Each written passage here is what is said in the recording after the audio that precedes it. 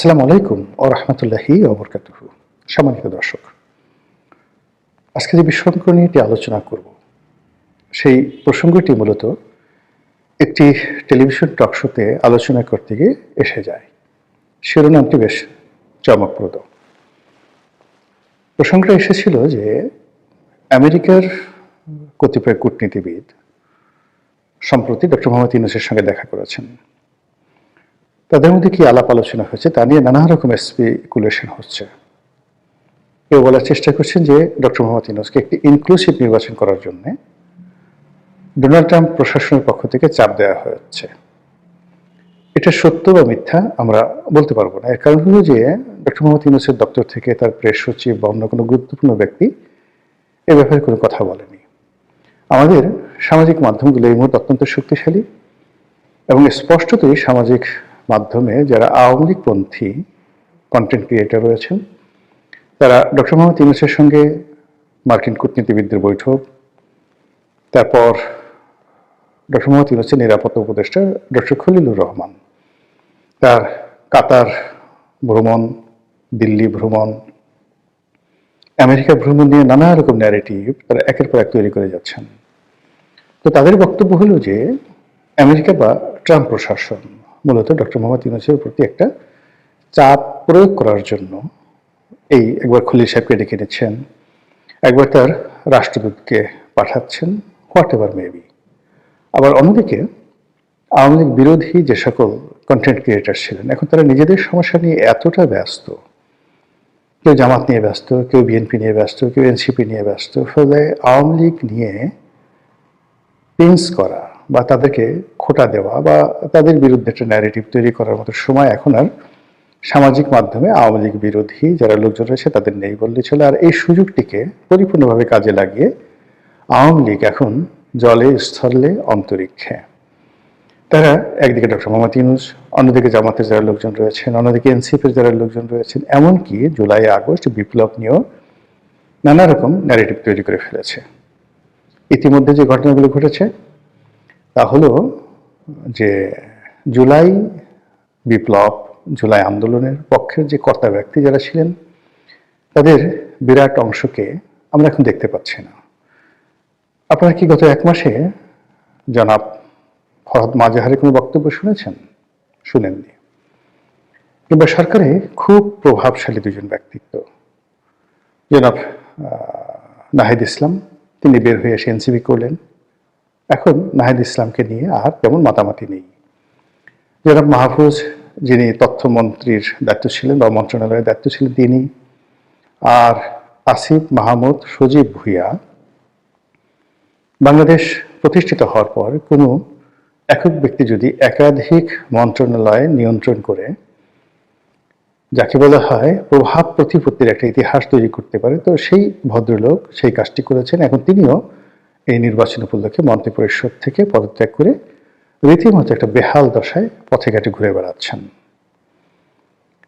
নির্বাচনের মাঠ কতটা জটিল, কতটা কঠিন এবং কতটা নির্মম এখন যারা নির্বাচনের মাঠে ঘুরে বেড়াচ্ছেন, সেটা হাসনাত আবদুল্লাহ বলেন, শেরজিজ বলেন, তাসনিম জারা বলেন, কিংবা নাসিরুদ্দিন পাটোয়ারি, তারা হাড়ে হাড়ে টের পাচ্ছেন যে রাজনীতি কাকে বলে, ইলেকশন কাকে বলে।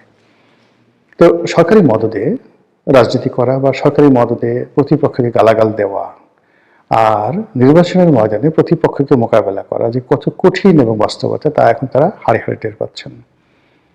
তো এই অবস্থায় আওয়ামী লীগকে আক্রমণ করা, শেখ হাসিনাকে খোঁটা দেওয়া বা অন্য কোনো বিষয়, এটা নিয়ে মূলত এই গত 17 মাসে যারা ব্যস্ত ছিলেন তাদের এই মুহূর্তে কোনো সময় নেই। বিএনপির অন্তর্দ্বন্দ্ব, কলহ, বিবাদ চূড়ান্ত পর্যায়ে। জনাব তারেক রহমান সাহেব আসছেন, বিরাট একটা আবহ তিনি তৈরি করছেন এবং ক্রমশ তিনি ধীরে ধীরে তিনি যে একজন সাধারণ নাগরিক, সাধারণ ভোটার, সাধারণ এমপি প্রার্থী কিংবা ধরুন বিএনপির চেয়ারপারসন বা চেয়ারম্যান, এই পদের বাইরে তার যে কোনো সুপারম্যানশিপ নেই, তার হাতে কোনো জাদুর বাক্স নেই, কাঠি নেই, এটি ক্রমশ এই মুহূর্তগুলো কেটে যাচ্ছে এবং তিনি খুব সাধারণ একজন মানুষ রূপে সমাজে বিচরণ করছেন। এবং তাকে কেন্দ্র করে যে গত কয়েকদিন, ধরুন অলমোস্ট 10 দিন, তিনি এলেন ডিসেম্বরের 25 তারিখে, সেখান থেকে জানুয়ারির 5 তারিখ পর্যন্ত তাকে কেন্দ্র করে যে ভাইবটি ছিল এটি এখন কমতে কমতে কমতে কমতে মানে একেবারে স্বাভাবিক অবস্থায় চলে আসছেন। এখন তার মধ্যে জামাতের আমিরের মধ্যে কিংবা এনসিপির নাহিদের মধ্যে আসলে কতটুকু পার্থক্য রয়েছে এটি বোঝা যাবে আরো সপ্তাহখানিক পর। তিনি ইতিমধ্যে ডক্টর মোহাম্মদ ইউনূসের সঙ্গে দেখা করেছেন, তার মায়ের স্মরণ সভা হয়েছে। তো তাকে কেন্দ্র করে নানা রকম, তিনি যে একজন মহামানব, অতি ভদ্র মানুষ, তার যে অনেক সুপার কতগুলো কোয়ালিটি রয়েছে ইত্যাদি নানা বিষয় খাওয়ানোর চেষ্টা করা হচ্ছে, ব্র্যান্ডিং করার চেষ্টা করা হচ্ছে অত্যন্ত যাকে বলা হয় ম্যাথমেটিক্যালি। কিন্তু এগুলো 24 ঘন্টার বেশি মানুষকে আকর্ষণ করে না। মানুষ তার চিরাচরিত সমস্যার মধ্যেই থাকতে চায়। তো এইরকম যে বহুমুখী সমীকরণ, বহুমুখী যাকে বলা হয় ধ্যান ধারণা, চিন্তা চেতনা, সন্দেহ, অবিশ্বাস, তারপরে নানা রকম আশা আকাঙ্ক্ষা, স্বপ্ন, সব কিছুর মধ্যে মানুষ যে নিজেদের আশা খুঁজে, ঠিকানা খুঁজে, ঠিক নাটোরের বর্ণলতা সেনের মতো, যেগুলো অসম্ভব, হবে না, যেগুলো একটু বাস্তব ভিত্তি নেই, কিন্তু শুনতে ভীষণ রকম মজা লাগে, কল্পনা করতে ভীষণ রকম তৃপ্তিবোধ হয়। এই বিষয়গুলোর দিকে মানুষের আকাঙ্ক্ষা বেশি এবং সেগুলো নিয়ে সামাজিক মাধ্যমে তোলপাড় হয়। আর তারই ধারাবাহিকতায় ডক্টর মোহাম্মদ ইউনূসের সঙ্গে এই যে আমেরিকান যারা রাষ্ট্রদূত বা আমেরিকার যারা রাষ্ট্রীয় প্রতিনিধি এলেন, তারা এসে তাকে যেটা বললেন, কি বলেছেন আমরা জানি না, তার প্রেক্ষিতে হঠাৎ করে আজব একটা বিষয় এলো। ডক্টর মোহাম্মদ ইউনূস বললেন যে আওয়ামী লীগ তাদের সঙ্গে রিকনসিলিয়েশন হতে পারে যদি তারা সরি বলে, দুঃখ প্রকাশ করে। আর এই যে আওয়ামী লীগের সঙ্গে রিকনসিলিয়েশন বা আওয়ামী লীগের সরি বলা, দুঃখ প্রকাশ করা, অপরাধ স্বীকার করা, এই বিষয়গুলো নিয়ে নানা সময় ডক্টর মোহাম্মদ ইউনূসের যে প্রেস সচিব আছে তিনি বিভিন্ন রকম কটূক্তি করেছেন। তো এই বিষয়গুলো নিয়ে যখন আলোচনা হচ্ছিল একটা টেলিভিশন টক শোতে, তখন উপস্থাপিকার জবাব দিতে গিয়ে আমি একটা হঠাৎ করে বলেছিলাম যে আওয়ামী লীগের যে ইগোবোধ, তারা ইঁদুরের বিষ খেয়ে মারা যাবে, আত্মহত্যা করবে, 20 তলা বিল্ডিং থেকে ঝাঁপিয়ে পড়বে, কিন্তু কোনো অবস্থাতেই তারা ডক্টর মোহাম্মদ ইউনূসের কাছে আত্মসমর্পণ করবে না, সরি বলবে না, এটা তাদের একটা ইগো। তো এই বক্তব্যটি অনেকটা ভাইরাল হয়ে যাওয়ার পরে আমার কাছে মনে হলো যে এই বিষয়টি নিয়ে আরেকটু বিস্তারিত আলোচনা করা দরকার।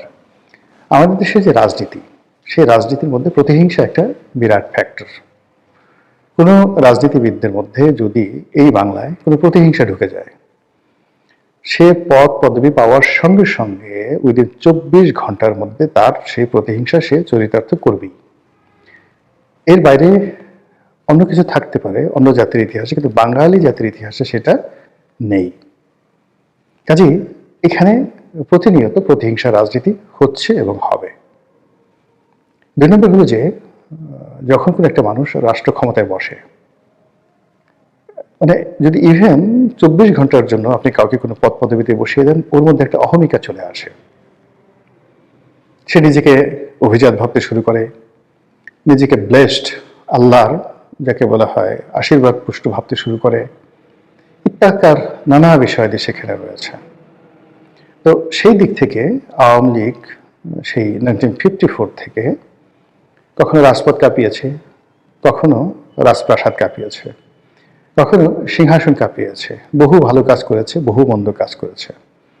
তো এই কাজ করতে গিয়ে তাদের একটা ধারণা যে তাদের সঙ্গে বিট করার মতো বা তাদের পাশাপাশি বসার মতো এই পাক ভারত উপমহাদেশে যদি কোনো দল থাকে, সেটা কংগ্রেস হতে পারে, সেটা মুসলিম লীগ হতে পারে, যদি কোনো ব্যক্তিত্ব থাকে সেটা জুলফিকার আলী ভুট্টো হতে পারে, কায়েদ আজম মোহাম্মদ আলী জিন্নাহ হতে পারে, পণ্ডিত জওহরলাল নেহরু এবং তার বংশধররা হতে পারে। এইরকম একটা অহমিকা বোধ তাদের মধ্যে কাজ করে। এটাকে আপনি আমি অহংকার বলতে পারি, দাম্ভিকতা বলতে পারি, কিন্তু আওয়ামী লীগ এটাকে মনে করে তাদের এটা লিগেছি। এবং আপনি দেখবেন আওয়ামী লীগের লোকজন কথায় কথায় তাদের নেত্রীকে বঙ্গবন্ধু কন্যা, গণতন্ত্রের মানুষ কন্যা ইত্যাদি নানা রকম উপাধি দিয়ে মূলত যে কাজটি করতে চায় যে তাদের নেত্রীর সমপর্যায়ের সামাজিক মর্যাদা, রাজনৈতিক মর্যাদা, পারিবারিক ঐতিহ্য, এই কোনো জিনিসই অন্য কারোর নেই। তো সেই দিক থেকে ডক্টর মোহাম্মদ ইউনূসকে তারা তাচ্ছিল্য করে। কিভাবে করে? এই যে 6,000 টাকা বেতন পেতেন, মানে ডক্টর মোহাম্মদ ইউনূস যখন গ্রামীণ ব্যাংকের ম্যানেজিং ডিরেক্টর ছিলেন, যে সময়টিতে, তখন আসলে 6,000 টাকার কিন্তু অনেক দাম, খুবই দাম। উনি এমডি হচ্ছেন যে সনে, সরকারি বেতন পেতেন 6,000 টাকা। তখন হয়তো বিসিএস স্টার্টিংয়ে 750 টাকা স্কেল ছিল। কিন্তু ওই যে মেজর জিয়াকে বলা হয় 400 টাকার মেজর, তো 400 টাকার মেজর বলতে যখন প্রেসিডেন্ট জিয়াউর রহমান 400 টাকা বেতন পেতেন, তখন এক ভরি স্বর্ণের মূল্য ছিল মাত্র 60 টাকা, 60 টাকা। তো সেই 60 টাকা যদি ভরি হয়, 400 টাকাতে তিনি কয় ভরি স্বর্ণ পেতেন? এখন মানে 2.5 লাখ টাকা করে স্বর্ণের ভরি। তো তার বেতন এই জমানাতে কত টাকা হতো? তো এরকম এই জিনিসগুলো আওয়ামী লীগ বিচার বিশ্লেষণ না করে শুধু জিয়া রহমান শেখকে ছোট করার জন্য খুঁটা দেবে 400 টাকার মেজর। আবার যে সময়টিতে উনি 6,000 টাকা বেতন পেতেন, তখন প্রধানমন্ত্রীর বেতন কত ছিল, এমপিদের বেতন কত ছিল, মানে ওগুলো বলার মতো না, খুবই অল্প বেতন ছিল, হয়তো এমপিদের বেতন 2,000 টাকা ছিল। কিন্তু ওই যে বলার যে 6,000 টাকার একজন মানুষ এই কাজগুলো করেছে, এত টাকা আসলো কোত্থেকে, হাজার হাজার কোটি টাকা, এত শিল্প কলকারখানা কোথায় পেলেন, এগুলো নিয়ে আওয়ামী লীগ ব্যঙ্গ করে।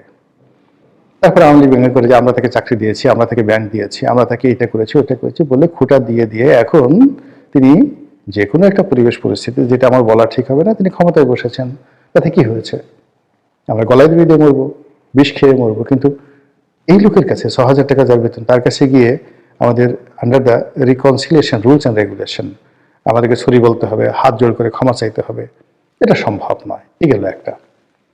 অন্য একটা পক্ষ তারা বলার চেষ্টা করছে যে এখানে রিকনসিলিয়েশন আসছে কেন? রিকনসিলিয়েশন আসে যখন এটি ব্যক্তির অপরাধ থাকে, সে তার অপরাধ স্বীকার করে। কিন্তু যখন গ্রুপ অফ গ্যাং থাকে, একটা দল, একটা রাষ্ট্র, একটা সরকার কম্বাইন্ডলি অপরাধ করে, অপরাধ সংগঠিত করে, তখন সেখানে আসলে ফৌজদারি দণ্ডবিধি অনুযায়ী তাদেরকে কালেকটিভ হইতে বিচার করা ছাড়া কোনো ওয়ে থাকে না। এখানে জেনারেল মার্সির কোনো বিষয় থাকে না। তো আওয়ামী লীগ তার সরকার থাকা অবস্থায় যে অন্যায়গুলো করেছে, দুর্নীতিগুলো করেছে, সেগুলো বিচার চলছে। আমাদের সাধারণ কোর্টে বিচার চলছে, আইসিটিতে বিচার চলছে, আরো বিচার হবে। এগুলো তো হচ্ছে। এখানে সরি বললে কি আমাদের সে বিচার বন্ধ করে দেবে? তারা যদি এখন ভুল স্বীকার করে যে আমরা ভুল করেছি, তাহলে কি এই বিচার বন্ধ হয়ে যাবে? তাদেরকে জেলখানা থেকে ছেড়ে দেওয়া হবে? প্রশ্নই আসে না। ফলে বিষয়টা হলো এরকম যে বিচারের কাজ চলতে থাকুক, বিচার হতে থাকুক, যারা অপরাধী তারা শাস্তি পাক, আর যারা অপরাধ করেনি তারা মুক্ত থাকুক এবং তারা রাজনীতি করুক। এবং এই যে রাজনীতি, এটাকে আপনি কোনো সংজ্ঞার মধ্যে ফেলবেন না। এটা যে কোনো রাজনীতিবিদ, যে কোনো জনগণ, যে কোনো মানুষ, স্বাধীন দেশের নাগরিক, তার একটি মৌলিক অধিকার। তো সেই মৌলিক অধিকারের জন্য আমাকে কেন রিকনসিলিয়েশনে যেতে হবে, ডক্টর মোহাম্মদ ইউনূসের কাছে মাপ চাইতে হবে, এই কথাগুলো নিয়ে আওয়ামী লীগের লোকজন বিতর্ক করছে। আর এরই প্রেক্ষিতে আমি ওই যে শব্দটি, যে তারা বিষ খেয়ে মরবে, ইঁদুরের বিষ খেয়ে মরবে, কিন্তু তারা মাপ চাইবে না। আশা করি আপনারা বুঝতে পেরেছেন। মহান আল্লাহ আমাদের সবাইকে হেদায়েত দান করুন এবং হেফাজত করুন। আসসালামু আলাইকুম ওয়া রাহমাতুল্লাহি ওয়া বারাকাতুহু।